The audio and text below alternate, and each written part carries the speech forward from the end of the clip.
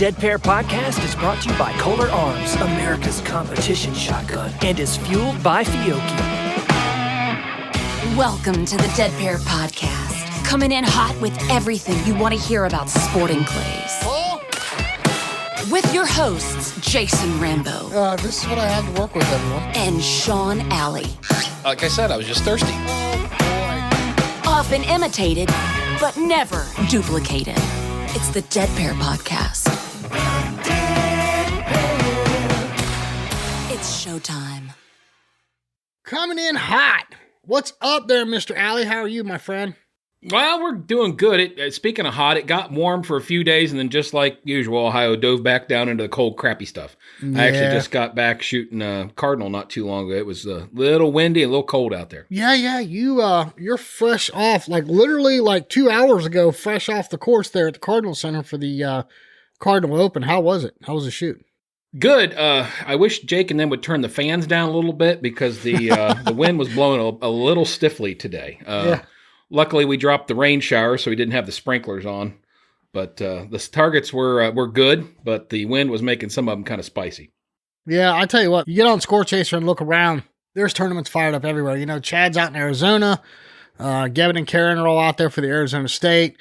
And then, of course, the Gator Cup's going on right now as we speak. And I tell you what, man, looking at the scores coming in on that Gator Cup, I think Mr. Hemingway tightened up his britches a little bit there. They look a little spicy. But that's cool. You know, something new, something unique, and he's always good at that kind of stuff. So, but anyway, no, lots of shooting going on. I myself am not shooting this weekend, but hey, you know, we'll get after it here pretty quick. Yep, absolutely. And you know, one of those things, Jason, we haven't talked about in a long time is what you do with your gun after you break it down and clean it after a tournament. And I think we got a guy coming up here that's gonna have some knowledge to share with everybody on that, right? Not some knowledge, like one of the pinnacles of knowledge. You know, back in the day, we had Mr. Eister on, and absolutely loved having him on. We're going to talk to Mr. Tim Ward today. This guy is well known around the country for his work with Krieghoff, but he also works on other guns. And I've seen him do some repairs. I've seen him fix people's guns and get it out the door very quickly. The guy knows what he's doing. I've been to his shop. I got to visit him earlier last year, and it's incredible the work he does. So I thought it'd be cool if we had him on the show and highlight. But before we get to him, Sean, Mr. Michael Hampton is waiting on us. He's got a new NSCA segment for us. There's been some, I call them glitches, but there's been some problems with the software updating everybody's shoots and, you know, tabulating all the state and all region stuff. I just looked before we got on here. It looks like they're still lagging a little bit, but let's see what's going on. Let's talk to Michael Hampton first, and then we'll call up Tim Ward. What do you say? Sounds good, man. The Dead Pair. All right, back again, twice this month. Double whammy, Mr. Michael Hampton Jr. How are you, sir? Good. How you guys doing? Doing great, Michael. I think things are probably picking up for you guys with spring on its way, right? Oh, that is for sure. You know, the shoots are off and rolling, and people are getting antsy to get out that have been in the snow. So we're excited about what's to come for this year. That's for sure. Well, Michael, I'm going to dive right into it. I mean, we never want to talk about problems, but the hot ticket right now, as you know, seems we've got a bit of an IT glitch. What's going on with the classification systems? Can you lend a little clarity to this issue? I wish it was just a glitch.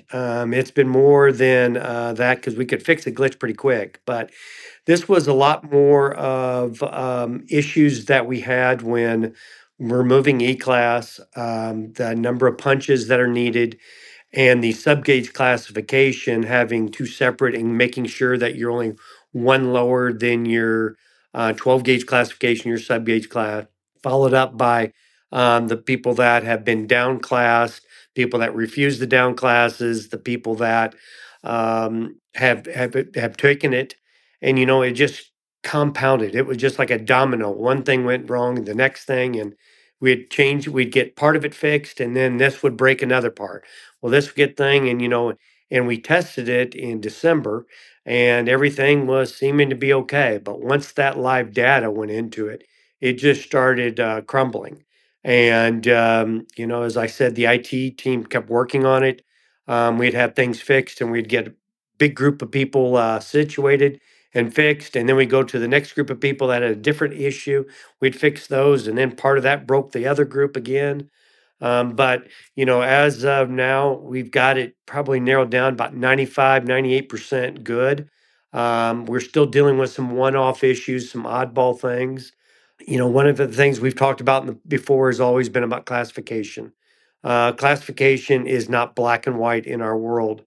There's so many things that if you didn't shoot minimum targets, you shoot in a penalty class. Well, if you get punches in that penalty class, you get locked up there. If you don't, you fall back. Other things that just people start shooting sub gauge and then how that moved up their class. So there's just been a lot of little things that have to be dealt with. But as I said, unfortunately, it took a lot longer than we wanted it to. But we think we've got it fixed. I would be lying to you if I said that we didn't need some more work on our our IT database. We got to continue working on that like anything, this is a completely custom program. This isn't like, okay, we took something off a shelf and we modified a couple components and now it works for us. This is A to Z a custom program, but we've got to be looking out there for potentially somebody's out there listening that's in the IT world to reach out to me at headquarters to talk because we are going to want to be updating some more of our data. We want to be able to get more flexibility to be able to produce more robust and quickly. And with technology and AI out there, how can we improve that? Because, we can't put our head in the sand and say, well, this won't ever happen again, because it very well could. But how can we be more preventative and maybe get more up to date on some of this? So that's what we're looking at. Good deal. Good deal. Well, I know that firsthand IT stuff can be a nightmare, and it's great when it works, and when it doesn't, well, not so great. So you got my sympathy, Michael, for sure. Yeah. Well, hey, moving on to better stuff. Winchester Championship Tour is kicking off, and the first event is right around the corner, the U.S. Open at Providence Hill in Mississippi, which is at the end of April, I believe. Anything exciting coming up this season you want to address? I mean, we're just excited about the whole program. This will be the first time the pro class will be put in at one of the events in the award structures for all the 12 gauge hunter bird events. We're excited about that. We're excited about the Winchester Ladies Open. They've increased their payout for the ladies this year. Winchester continues to do a lot for the NSCA and our shooters, and are really supporting the women's program.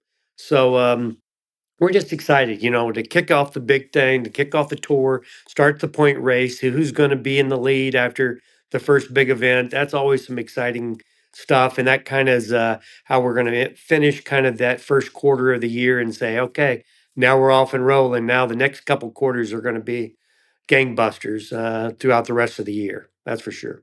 Cool. Very cool. Question about that, Michael. I just was always curious. Is that so? The pro squad and all that's already situated before they get there, right? I mean, that's all done through Score Chaser based on, but this being the first event of the year, is that based on the Nationals results then? No, it's basically it's how we got the pro shooters for our pro class. What we have been doing at Nationals. This is we've got the criteria posted online, and it shows it's like the last. You were in the first team All-American last year. You were a top 15 finisher at the national championship. You were in the top 5 at the regionals, World English, World Fit Task. So anybody that qualifies that way, you got to qualify to be in that pro squad. And you get whether you qualified one time or you checked 5 or 6 of those boxes. We have a women's division and we have a men's division with that. And those guys and gals are going to be in the pro class. Their payouts are going to be the same as what the master class payout would have been. So they're not losing out on money, and the master class people are losing all those shooters that would have been in there for their payouts and that kind of stuff. So both sides are going to win. So we're basically going to take that master class, take out that very top shooters in that movement into pro. They're going to win, and then that next level of masterclass shooters are going to have an opportunity to win at our regionals and U.S. Open this year. Well, when you get to the bottom third of master class as a separate, maybe Sean and I'd have a chance at some of that money. So you guys better hope a lot of them just don't show up. Right. yeah, that's yeah. Amen Can to we that. pass out, Sean? Can you pass out Kool-Aid at the gate? I will Yeah. try. I will try. Michael, one thing I wanted to bring up was the USACT. Can you explain to our listeners what it is and what it's all about? Yeah, this is our team. This is basically the NSCA's team that we travel to the World English and the World Fit Task. The USA Sporting Clay team we have our open team, we have our ladies, we have our juniors, vets, super vets, and on both sides. And you can be on the sporting team, you can be on the fit test team, and then some of the top shooters are on both. And that is through that championship tour where they got points. And the top ones go. We've got alternates, but they represent the association in our international events and these world events. This year, we'll have our sporting team will be over in England. Our fit test team will be in Cyprus. So there's just a lot of good stuff that happens with those individuals, and they represent us. We've started a new USA Sporting Clay team committee. Cindy Daniels is the chairman. Desi Edmonds, who you all know on the ladies side, ladies team, she's also on the EC, Executive Council, and then Maria Finizzi, Joseph Finizzi's mom. She's been traveling with the team, and these ladies are very in tuned on what it takes to travel internationally, what it takes to have a team. They're trying to make sure that the team operates as a team, has fun as a team, competes as a team, continues winning as a team. And they're also going to be helping big time. You'll be seeing a lot here in the very near future about fundraising on helping trying to support those teams, to help those members, where you can sponsor shooter like we talked last time and a variety of other things. So we're really, really excited about this committee that is going to help us because, Nikki and Glenn Mosley do a great job on working with them headquarters with the contracts and getting their uniforms and getting all their gear. But it's better if we've got some peers, Cindy having a son on the team, Maria, same thing, Desi being on the team. They, like I said, they have a very in touch with what the needs are and how to make it better. And we're excited to support them to making our teams better. Because I will tell you that a lot of countries wish they had the team that we have when we roll in there at those big events. Oh, yeah, that's been bet. talked about. Yeah.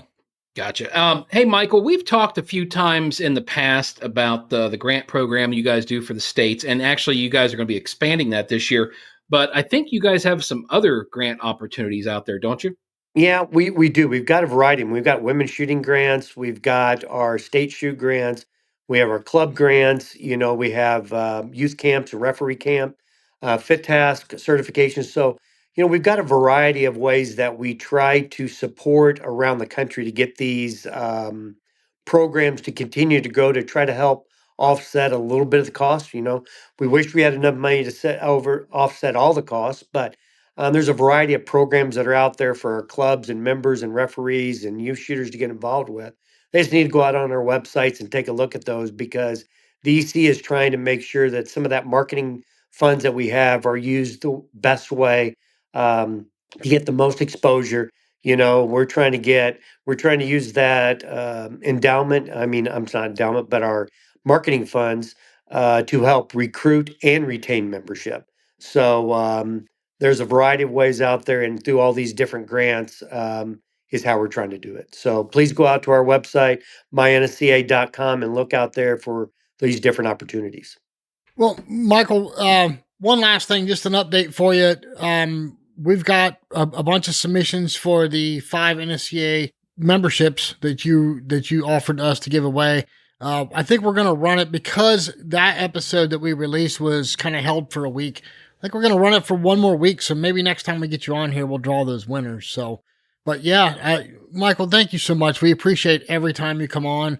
And I know people get a big response we get a big response from people on this. They enjoy hearing from the NSCA. They feel a little bit more connected. You know what I mean?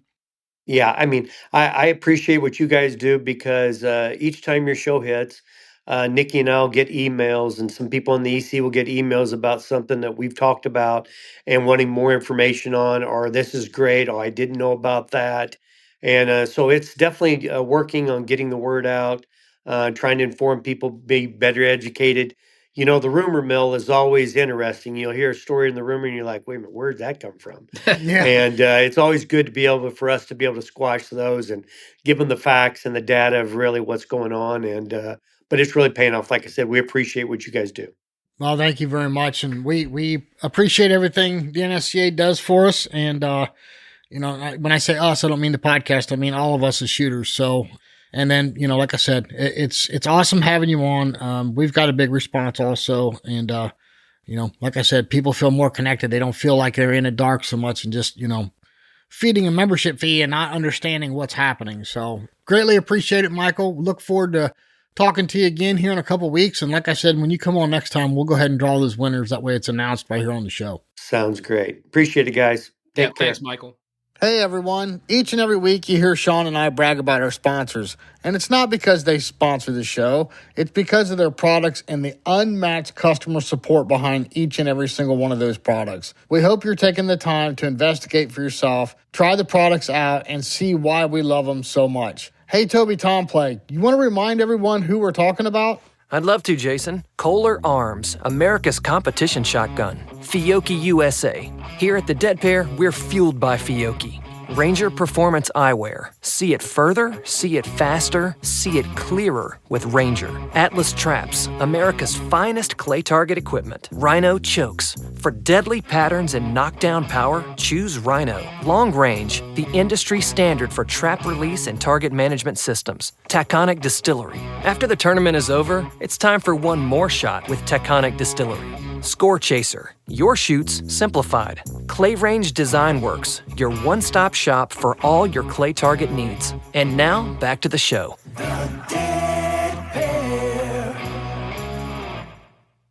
All right, everyone. On the phone with us is Mr. Tim Ward. How are you, sir? Fantastic. Tim, I'm sure wherever you're at, the weather's better than where I'm at. So where are you from, by the way? Where am I from or where am I right now? Well, where are you at right now? Let's start with that one. That's most important. I'm in South Florida, about 30 miles north of Okeechobee, right around the corner from Quail Creek, who I'm sure everybody's familiar with. Oh, yeah. And it's beautiful and sunny and about 80 degrees right now. 82, actually. Yeah, you're sitting about 10 degrees warmer than I am up here. I'm about an hour north of Tampa, so. I'm not even going to say what's going on here. So yeah. Just don't ruin the man's day. So, Tim, how did you get started into gunsmithing? Let's do that, okay? Let's tell our listeners a little bit of your background. How did you get started in all this? Well, when I was a sophomore in high school, I was actually watching a series on the news in the morning on dying trades and that sort of thing in trade schools. And I saw this guy named Harold Thomason that was getting interviewed about Trinidad State College in Colorado and about the gunsmithing program, and it just popped in my head. I think I'd like to do that. And that was the end of it. When I graduated high school a little early at 17 and went from State College, Pennsylvania to Trinidad, Colorado, and went to college for gunsmithing, and I've been pretty much doing it ever since. Very nice. Well, so, Tim, were you let me interrupt you real quick, Jason. Yeah. So were you a gun shooter, an activist? A hunter, or a target shooter, or anything like that before you got into gunsmithing, or was the gunsmithing like your first delve into the firearms world? Well, I wasn't a gun nut per se. I did hunt a lot and trap a lot when I was a kid. I was on a 4-H indoor 22 rifle team and on a DCM team, shooting high power DCM. But other than that, not really. It was just kind of a whim, to be honest with you. And I went out and really enjoyed it and ended up being good at it and made a career out of it. Awesome. So how did you gravitate towards the clay target side of it, the shotguns? So about 20 couple years ago, I had a shop in northwest New Mexico and southwest Colorado area for quite a while. And 20 few years ago, I moved down to South Georgia, and all of a sudden, all the work I was doing transformed from rifle work to shotgun work. And I had a little shop in Brunswick, Georgia. It was working on whatever people would bring in. And then I started having some people migrate up to Jacksonville, and they started bringing these Kriegoffs up to me and all these different competition guns. And they made me an offer to go down to Jacksonville Gun Club and set up the shop down there. And then I got involved with DuPont Kriegoff, and then we started traveling to shoots, and it all kind of evolved from there. Okay. And well, that was my next question for you is, we see you traveling all over the circuit at big shoots. What is the name of the town where you're located? Like, where is home base? Okeechobee, Florida. It is Okeechobee? Okay. Gotcha. Well, let me ask you this. So I know that obviously you're doing a lot, but what services are you most commonly offering these days for the sporting clay shooter? Well, now that we've branched off into GTW Gunsmithing, we're basically servicing just about all brands. Kriegoffs, Perazzi's, Kolars, Brownings, Berettas, just whatever people are shooting. And because we have such a presence at a lot of the shoots, that's sort of things that we see. Okay. We also do some rifle work. We thread a lot of barrels for suppressors, that sort of thing. But mainly it's competition shotguns. So if you're working on these guns, like what are the things that you offer? Like somebody brings a gun to you. I mean, what do you gun fitting? Do you do, porting? Do you do, any of the other stuff that's typical for a sporting clay shooter? Yeah, some of the things that we used to do, I used to do porting and all that sort of thing. We don't do that anymore.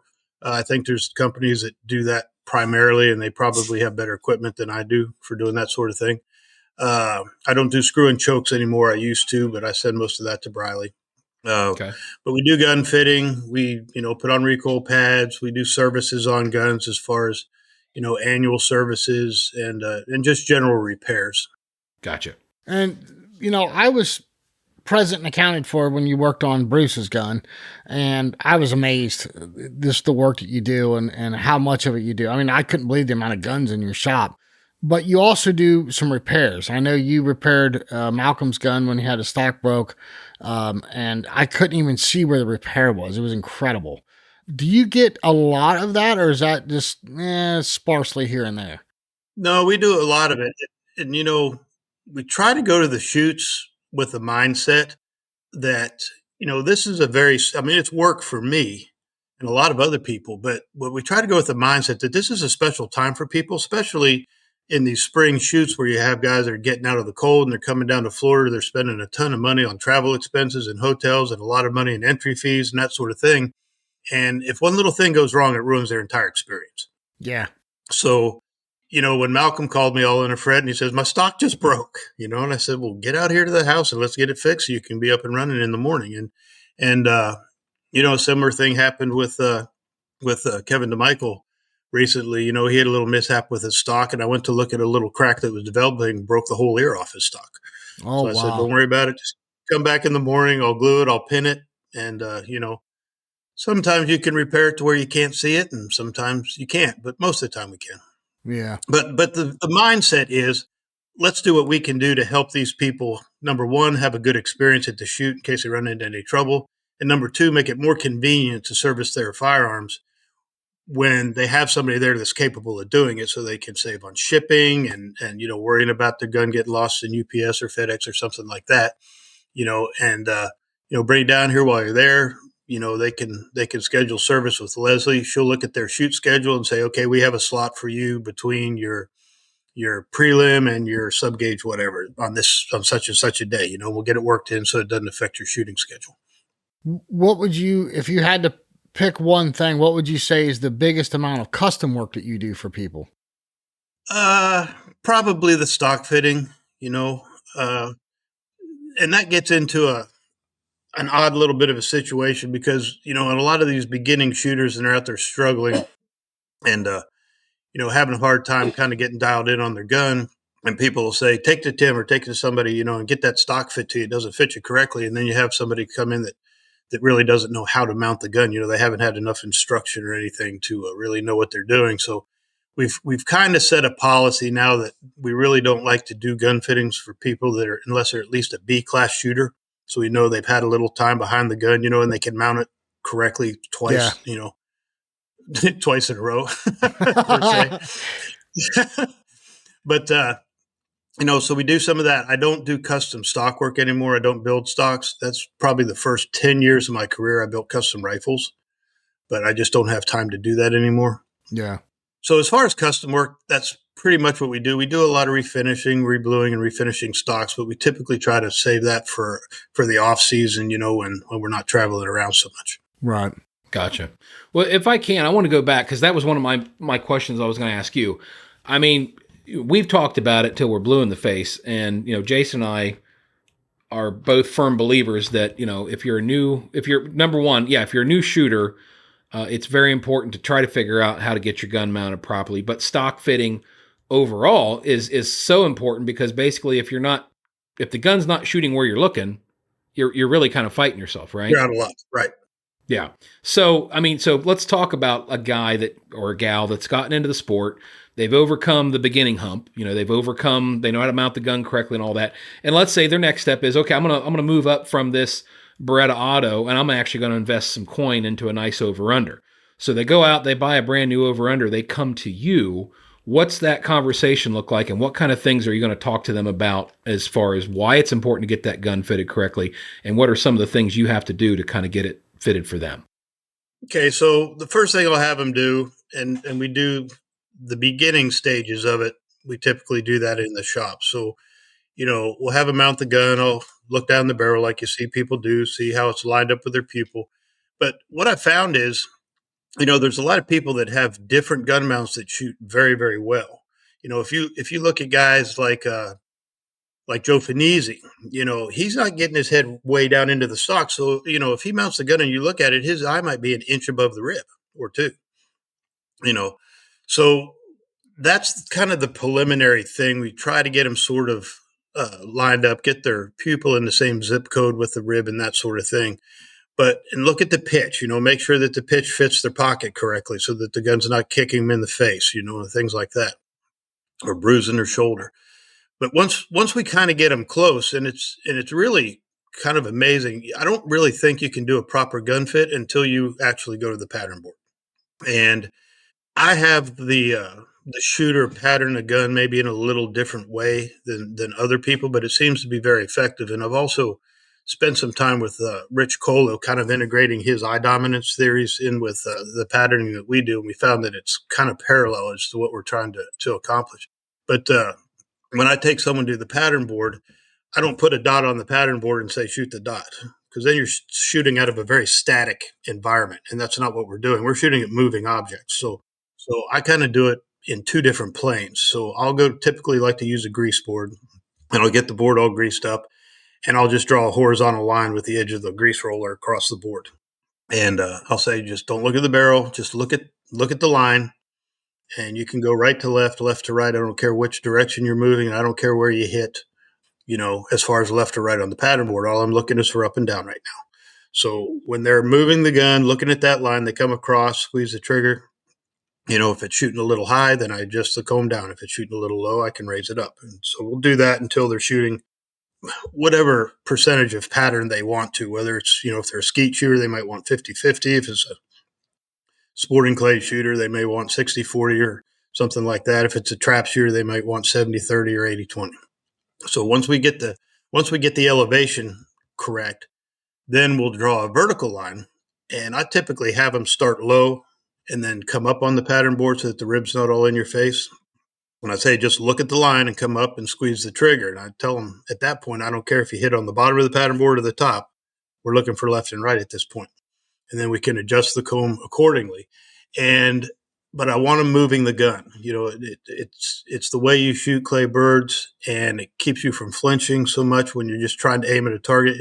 And part of the problem is if you have someone shooting at just a dot or something, they're going to try to aim the shotgun like a rifle, and that's not what we're doing. Right. We're not trying to look at the barrel, line up the beads, and hit something that's stationary. So that's kind of my theory on the gun fitting, and we found out over the years that it tends to work very well.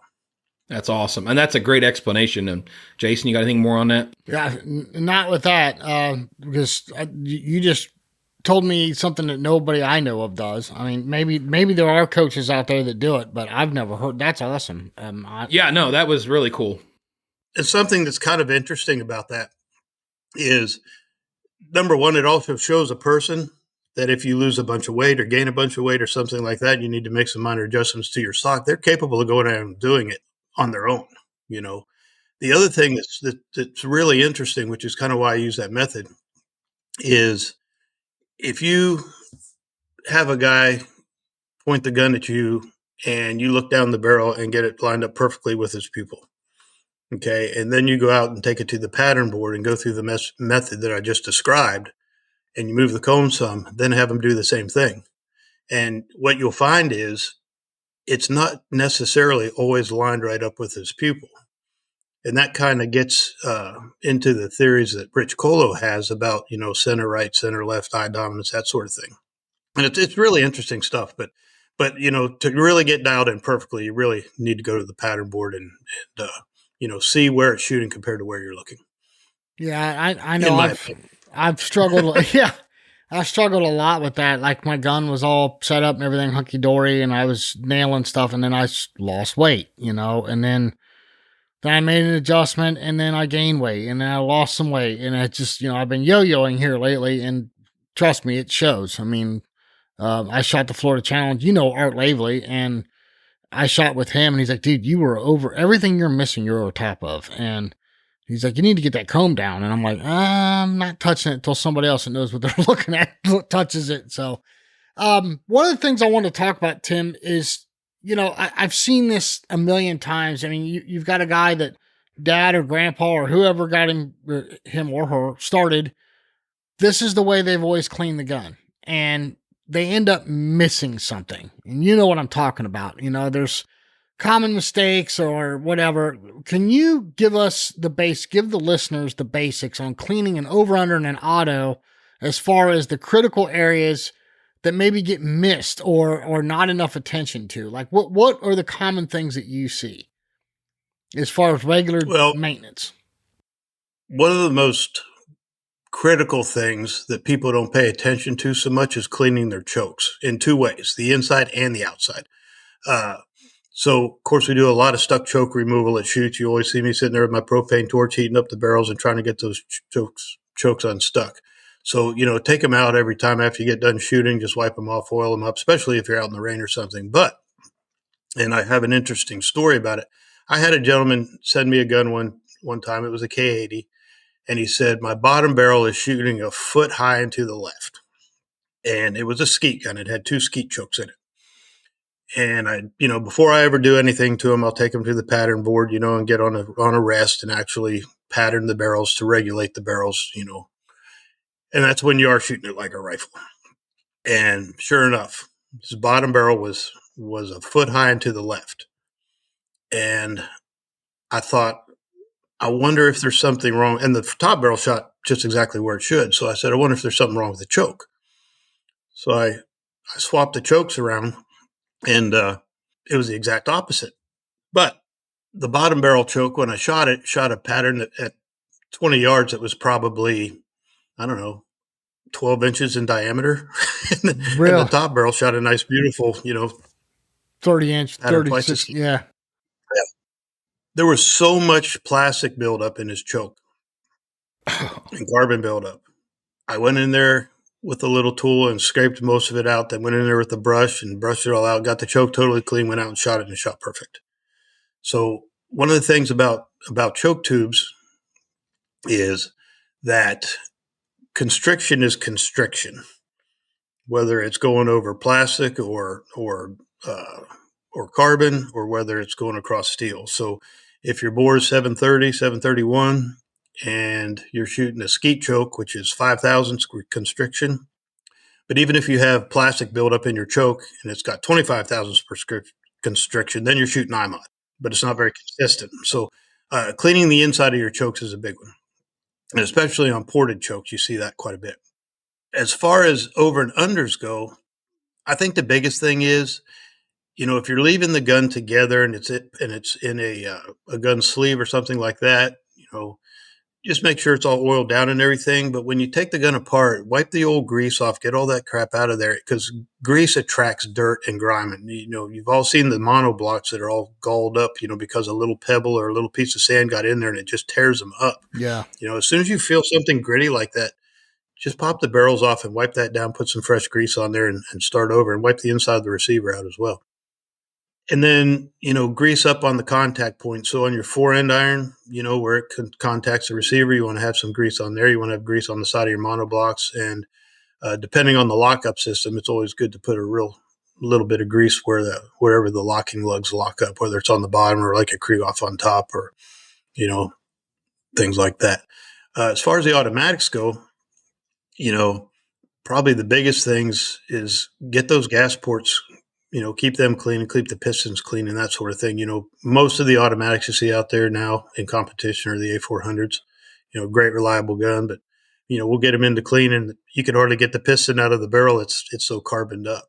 Wow. But, and keep the outside oiled up nice so it doesn't rust and that sort of thing. And you're probably good to go until you bring the gun in for a service where we totally disassemble everything and get into all the places, where most people mechanically just aren't able to get into. Right. Well, this next question, this can be a slippery slope, and, opinions fly every which direction on this. Is there any gun oil and grease that you recommend or that you use regularly? Well, slippery is a word. But, over the years, I've had everybody and their brother give me all kinds of different kinds of oil to use and try and that sort of thing. And the truth of the matter is, any oil's better than no oil. Right. I have a couple I use because I like the way they smell and I have to wallow around in it all day, every day. But I can't tell you that I've ever found an oil that is 100% superior over others. Yeah. I can tell you I found some stuff that stinks like hell and I don't like to be around. When we, one of the first few episodes that we had Mr. Jim Eister on here, and one of the things he was a big proponent for, and I'm not sure, but I'm thinking you're probably going to tell me the same thing, is he's like, man, clean with oil, stay away from those gun scrubbers and all that, because the oil actually will, soak into the pores of the metal. And he's like, clean with oil. Do you agree with that? Yeah, 100%. And actually, when I clean out the inside of the barrel and remove plastic and that sort of thing, people are like, what kind of solvent do you use in there? I said, I don't use any. I really like those what's the name of the company? Anyways, they make a real tight bronze cleaning brush. Okay. I use them. They make a chamber brush as well that you can put on the drill and get in there and get all that plastic out of your forcing cones. And then I just go in there with a Tico tool, and just get the residual stuff out. But oil works really, really well. Yeah. To clean everything. Sean and I are big proponents of Q-Max. That's what we've been using for the last 3 years now, I guess. And yeah, we use it all the time when we can find it. Yeah. Yeah. Right. Well, hey, Tim, getting back to your choke thing, and that was very interesting. And that was kind of another thing I was going to touch on with you. So chokes, there's a lot of argument back and forth about, some guys are diehard fixed choke fans. Other guys like to be able to swap chokes when the presentation calls for it. In your opinion, obviously fixed choke's probably a lot easier to maintain than obviously keeping a screw-in choke clean. But is there any other advice? I've heard of horror stories about guys getting their chokes locked up in their guns and damn near ruining the gun. I'm sure you've probably seen some similar situations, haven't you? Yeah, we've seen that, and like I say, it seems like every shoot we go to, we're always removing stuck chokes, and we have to use heat to do it. And when we get them out, they're like, I clean them all the time. You pull them out, and they're just covered in rust. Yeah. Especially the thin wall chokes, with the square threads, they really seem to stick. So I like a fixed choke gun. They shoot really nice patterns, and they're very low maintenance. Something that a lot of people don't understand, and I hear people saying, "Oh, I was shooting threads at that rabbit because it was so close." Well, if you have a bird that's 15 yards away, whether you're shooting a full choke or a cylinder choke doesn't make a lot of difference because the pattern hasn't even had a chance to open yet. Right. The difference might be a half an inch in the pattern size. When you get farther out there, then the chokes, start to make a little more difference. But yeah, I mean, I kind of like a fixed choke gun. I like to not have to worry about it or think about it. It's one less thing that I got to worry about. But, that's to each their own. I mean, it is nice if you have a bird that's way, way out there and you want to put in a full choke or a eye-mod choke and, reach out there and have a little denser pattern.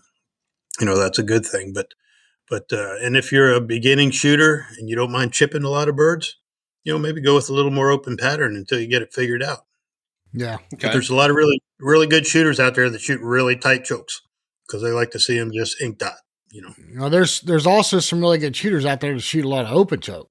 You look at Bill McGuire or Corey Cruz, they're not afraid to run through the course with a pair of 10s in a gun, but right. It's all preference. I mean, I think so. I mean, it's how you feed off the brakes, really. I mean, some people, and then other people, it's like, I hit the damn thing. I don't care if it turned to smoke or not, But and then last thing on that conversation, I'll let you go about the chokes thing. In your mind, if you're doing screw-in chokes, any major difference between ported chokes and non-ported chokes? Well, most of the recoils already happened by the time the shots left the barrel. Mm-hmm. So, ported chokes are dirty, they're hard to clean, and they're loud. But any porting's loud. Now, I'm not a great fan of porting. It does work. It's just high maintenance. You have carbon all over the barrel. You have a little more noise. I have to say it does work fine. It works very well. But and if recoil's an issue or muzzle rise is an issue, then the porting works good. I just don't know if I'm a big believer in ported chokes and how well they work. But I haven't experimented with it either. Yeah, well, and I'm just curious because I know some chokes actually make the claim that with the porting or whatever they've got going on, it actually helps strip the wad from the shot. I mean, we've all heard all kinds of different claims and stuff, and I didn't know if, in your opinion, if you'd seen anything to solidify that. Well, I can attest that it strips the wad from the shot because of all the plastic that gets built up inside it. yeah. Well, the dad has to clean it all up. Right. Lucky guy. Well, I think that would be a valid theory. Yeah. I'll tell you what, let's go a different direction. Do you guys do any forcing cone work at your shop? We do. Okay. Can you explain to our listeners, what forcing cones are? Because I know that some of the higher end guns really talk about the length of their forcing cones. I know other gunsmiths have kind of made a reputation out of lengthening forcing cones and improving the shot pattern. Can you kind of give our listeners that may not be super aware of this, what are forcing cones? How do they affect the shot pattern? And, when does it make sense to kind of start looking into something like that to maybe help your game? Okay, so a lot of the competition shotguns already have the forcing cones lengthened in them. And basically what the forcing cone is, it's the transformation from the chamber, okay, which is larger than the bore diameter, into the bore. So if you take a 12 gauge shell and try to stick it in the muzzle end of the barrel, of course it doesn't fit. Right. Okay. So it's the shell itself and the casing is much larger than the bore diameter. So when that cartridge goes off and the crimp opens up and the shot and the wad start coming through there, it's got to transform down into the bore. Okay. So there's a shelf there. Okay. And on a non-competition gun that hasn't had the forcing cones altered, and you can actually look down your shotgun barrel and see the forcing cones. It'll look like a little ring right in front of the chamber. Okay, so a very severe forcing cone is going to be very short when you look at it. Okay, so what we do when we lengthen the forcing cones is we lengthen or decrease the severity of that angle, so there's a much more gentle transformation from the chamber into the barrel, and that does a couple of things.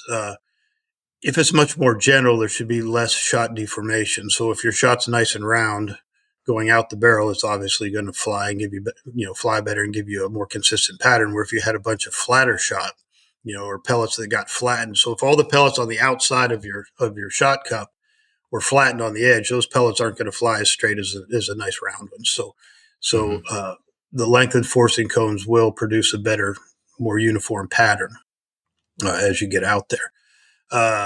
but I also have a lot of people that read into a lot of that. It does reduce recoil to a certain extent, but I have people call me and say, I want the forcing cones lengthened on my K80. And I say, well, they're already lengthened from the factory, and a lot of the competition guns are as well. But it's something that we do, and it's something that's commonly done. Jim Eister, who you'd mentioned a minute ago, he'll go in there and get all that tuned right to the barrel, and get your chokes tuned to the bore. And, he can take a barrel that shoots marginally well and really make it perform well. Yeah, he's got quite the reputation for that. Another thing too, and this is rhetorical for the three of us, but for the guy or gal that's new and trying to figure all this out, when they bring a gun in for a yearly service, it's not just firing pins. Do you want to run through the gamut of like what happens? Somebody says, hey, I need to bring my gun in for a yearly service. What is everything that you're looking at, replacing, checking, all that kind of stuff? Okay, so on any shotgun, no matter what brand it is, you've got parts that I would categorize as consumables, and then there's parts that need maintenance only on long time intervals. But when I set a gun down in front of me to service, whether it's a K80 or a Perazzi or a Beretta, whether it's a DT11 or whatever brand it might be, the one thing we're going to do on those is we're going to replace any of the consumables. So if it's a coil spring hammer gun, like a Krieghoff or the coil spring Perazzi guns, we're going to replace them. You can pull them out and see that they're compressed and shorter. The firing pin springs we always replace. If you have one of them break, you don't even know it because it's inside the gun. You can't see it. Right. Firing pins we replace, especially if we see that they're pitted or worn.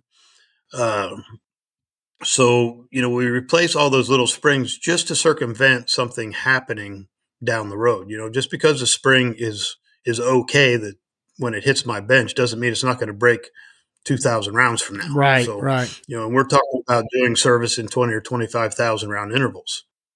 So, the consumable parts we go ahead and replace. We totally strip down the gun, clean everything, and then what we do is try to put it back in new factory specs the best we can. So we'll tighten the barrels up. We'll check the locking surfaces on the barrel, which is different in all different brands, but we'll see how much wear is incorporated to it. If it's a K80, we might say, okay, your ears need welded on your barrels, which you would probably need to do every 250,000 rounds. If it's a Perazzi, we might need to put it in an oversized locking lug to get the top lever back over there so it's locking up correctly, and all the guns are similar in a way that, there's a relationship between the barrels and the fore end and the receiver on how tight your barrels are, that sort of thing. There's also got to be some sort of a lockup mechanism there somewhere that, ensures that the barrels don't open up when you fire the gun. So, right.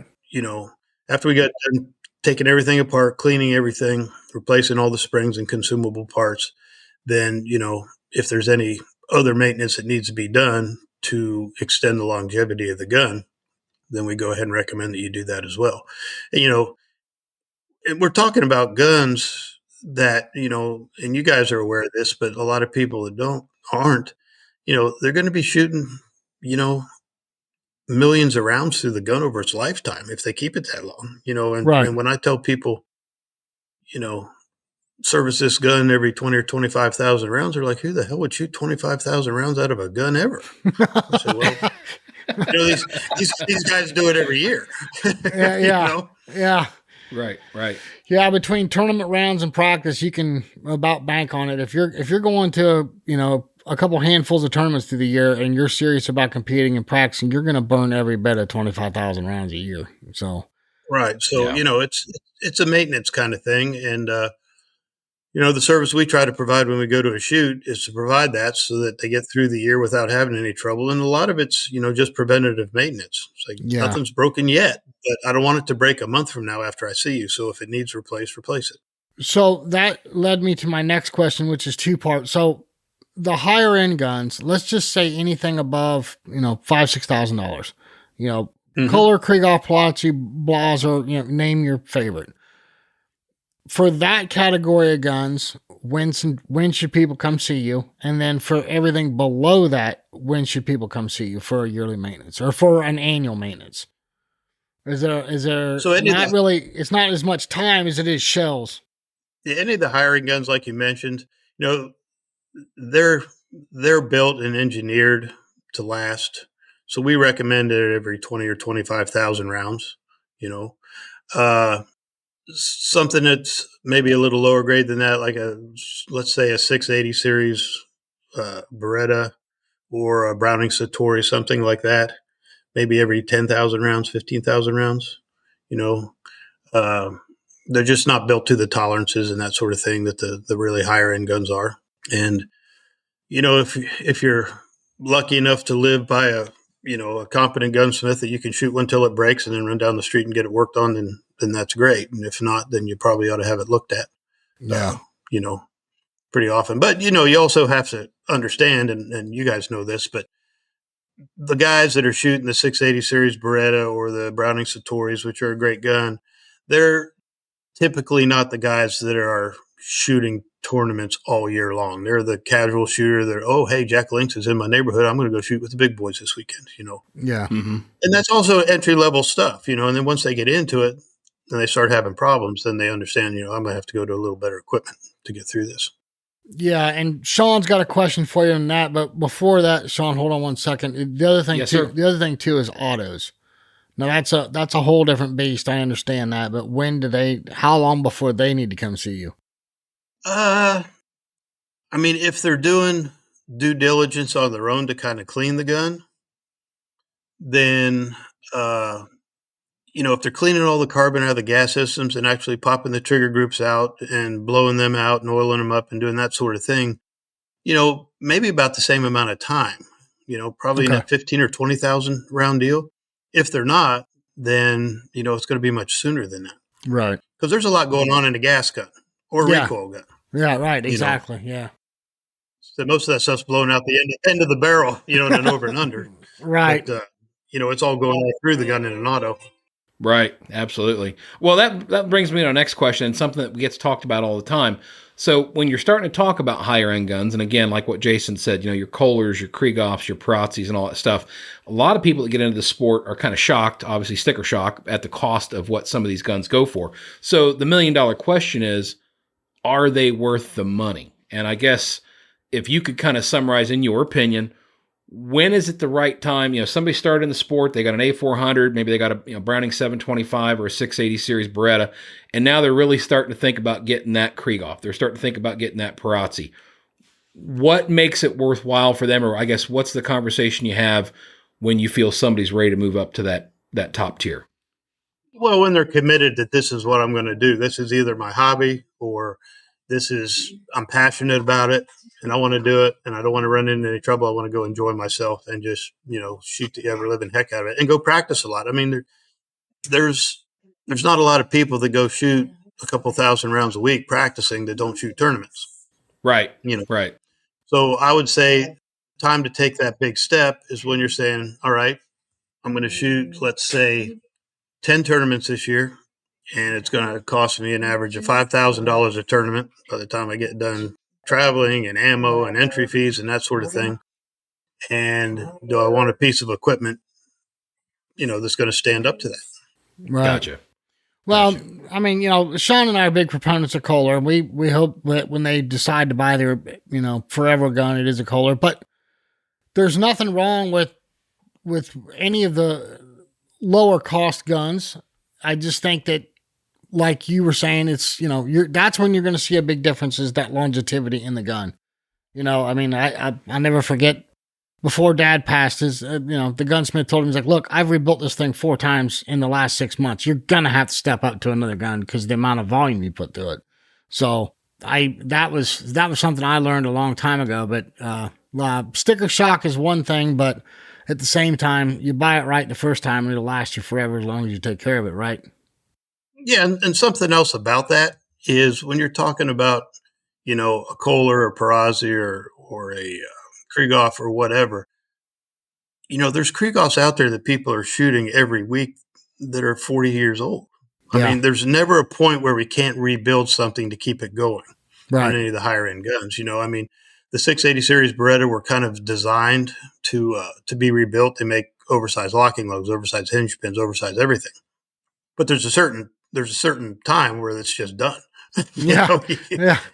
You're just not going to be able to do any more with it. You're just going to wear it out.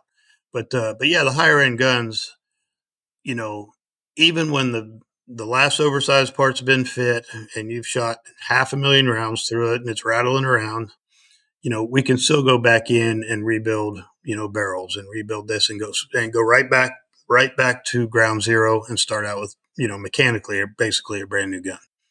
That is so awesome.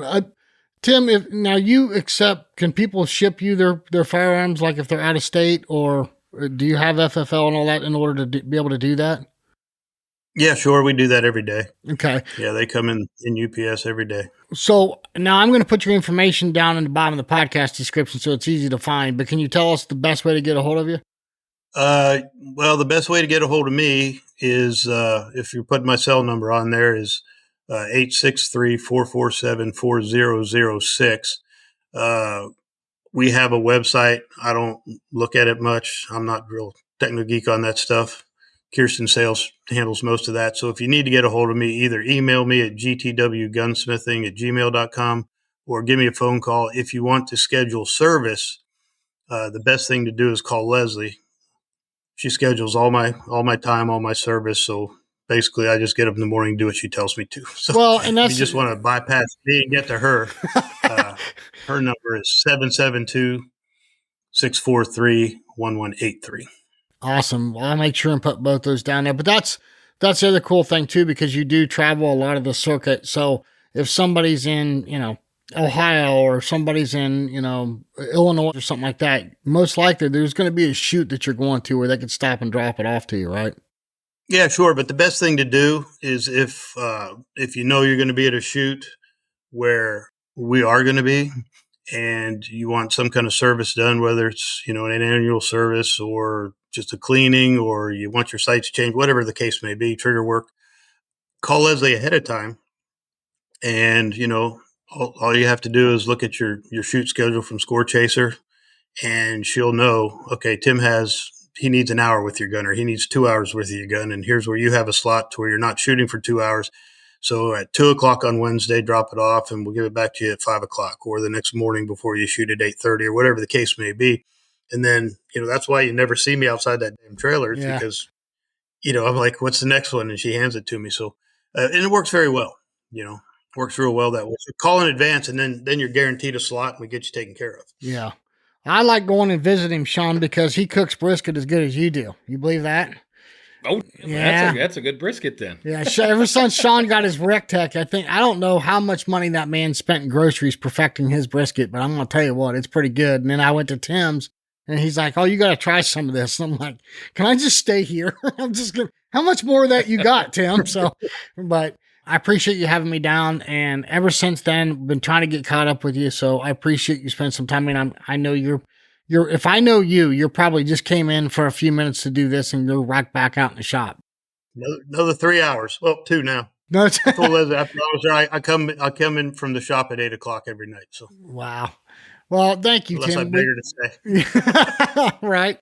But no, sincerely, thank you, Tim. We appreciate you spending some time with us. And I think this is some really good information that'll help a lot of people. And even just getting your information out there, if somebody's trying to get a hold of you, that'd be awesome. Thank you again for doing this. But thanks for having me. The Dead Pair.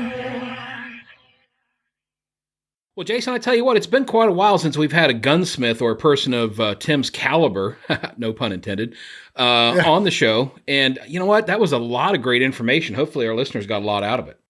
Yeah, I not only wanted to highlight his business, which is phenomenal, and I think anybody that needs anything ought to go to him.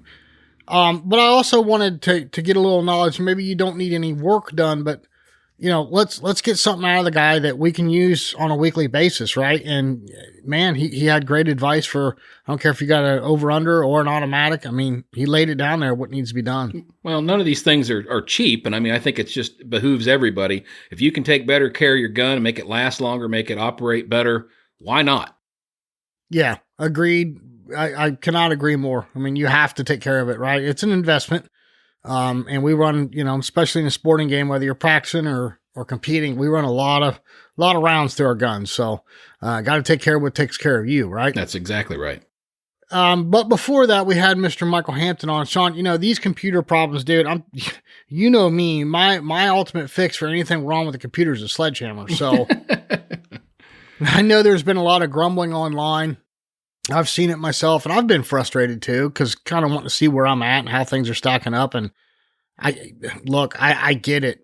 Sean, how many problems did we have last year with the website trying to update things to get things going? It doesn't happen quick. It's not a flip of the switch. It's not a just go in and recode this and everything will be fine. It's fixing one problem creates another problem. You know how it is. Yeah, well, and that's just the nature of the beast these days. I mean, everybody relies so heavily on the digital age, and whether it's Score Chaser or a website or what have you, I mean, there's always something there. And if the zeros and ones aren't lined up correctly, you're going to have a problem. Yeah, exactly. So, well, hey, listen, Sean, we, between both of our guests, we have gone a little long. What's our message every week, everybody? Folks, take somebody new shooting, get them out there, introduce them to this game. Let's put a gun in their hand, put a clay bird in the air, and see if they can hit it. And once they do, take a good look at that smile on their face, because I guarantee you, you're going to see one of the most happiest people in the world once that happens.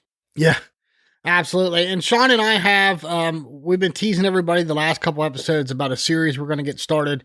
I think, Sean, it's time to drop one of those. So maybe here within the next episode or two, we'll go ahead and get our first guest on and start the first part of the series. I think it's going to be cool. We're going to do things a little bit differently than what we did in the Path. The Path series that we did was just last year, wasn't it, Sean? Yeah. Yeah. No, year before. Or no, year before. Yeah. So a little bit differently, a little bit more information, and kind of, I don't know, I guess you could say more of a roadmap, if you will, Sean. Yeah, hopefully it'll be, again, good information for everybody, and we're going to break it down based on the current level that you compete in. So hopefully that'll make it, it'll be good for everybody to listen to all of it, but it'll be specifically tuned for the classes that you're shooting in. Yeah. And one more thing, just a reminder to everyone, take advantage of our sponsors that are offering discounts. Both RE Ranger and Taconic Distilleries are offering a 10% discount, and that can stack up huge depending on how much shopping you like to do online. But both of them are Dead Pair 10, DEADPAIR, the numbers 1 and 0, all one word, no spaces, all capitalized. Either one of them at checkout, you're going to save 10%. And if you haven't already got your ticket for the Kolar Dead Pair raffle gun, I'm telling you right now, Sean Alley, somebody's going to win that thing. I wish it could be us. I wish we had guns that pretty. Yeah. But no misunderstanding. I absolutely love my Kolar. Yeah. But that one's got a lot of bling on it, and somebody's going to be really, really happy. Yeah. Two special words for that. Lucky dog. Yeah. No kidding. Right. And I know we've been asked a lot here recently. Please bear with us. We will have some information on the Dead Pair Blast for 2025 coming up. So bear with us. And that's hopefully we can draw the gun there. That would be excellent. Well, Jason, I tell you what, man, this has been a long episode. I think it's about time to wrap up. Why don't you take us out of here? What do we say every week? Oh, man, you're going to make me do this. Yep. What if I fail? Oh, no. Folks, we can't wait to see you all back here on the Dead Pair Podcast. We'll see you next time on the Dead Pair Podcast. The Dead Pair Podcast is brought to you by Kolar Arms, the mark of performance, and is fueled by Fiocchi USA. The Dead Pair theme song was written, arranged, and produced by Toby Tomplay. Special thanks to the following sponsors: Atlas Traps, Ranger Performance Eyewear, Rhino Chokes, Long Range LLC, Taconic Distillery, Score Chaser, and Clay Range Design Works.